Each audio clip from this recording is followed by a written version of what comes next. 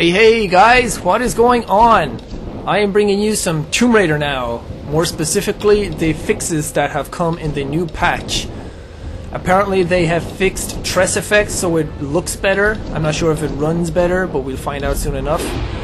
And apparently they fixed a problem where you had no effects in full screen mode for the PC version. You had to go into windowed mode to get all of the full graphical features. So we'll go into the benchmark here and see how TressFX actually looks.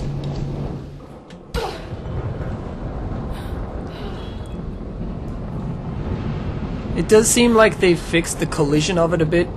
Before, the hair would kind of bounce up and down and fly all over the place, and it didn't look very good. It seems to be a lot more subtle now and not so much in your face or distracting. Still kind of clips through the body a bit, but that's going to happen in every video game anyway. They still have a lot to go.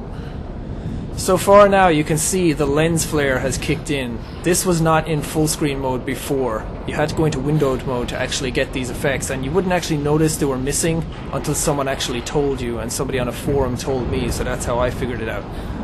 Also, you didn't have blood splashes on the screen, or you didn't have like snow hitting the screen or rain drops landing on the screen.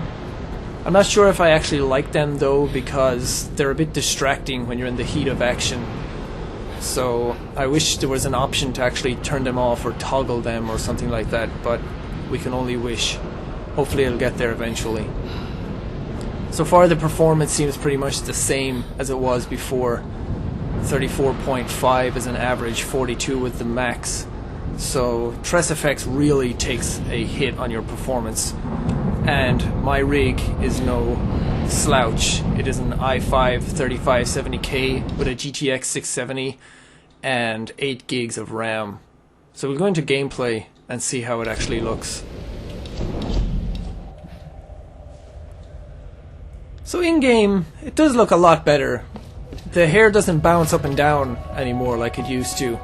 Sometimes it would glitch and it would fly up past her head or fly left and right like out of nowhere, but now it seems a lot more natural. The collision seems to be fixed and it moves a lot more realistically.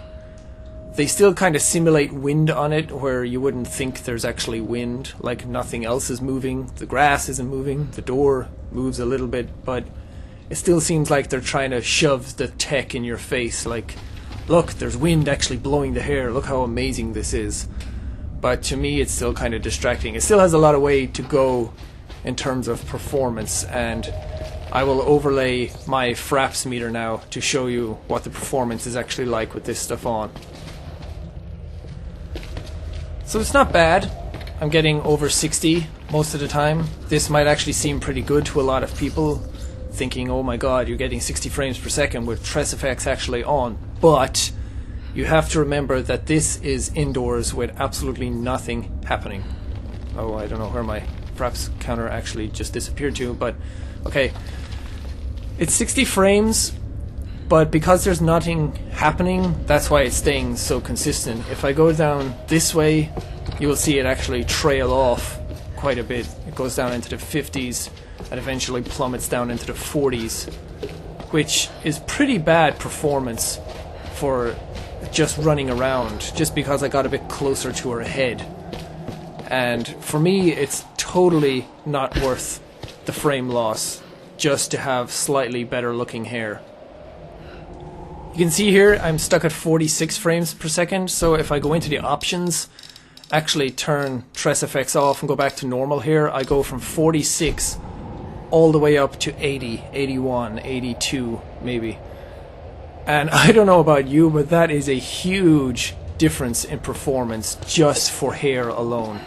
And you have to remember that this is indoors with nothing happening. Once I go outside and get into some firefights where like explosions and wind and everything blow the hair all over the place, then my frames are going to drop pretty considerably down into the 30s. Sometimes it hits 20 even.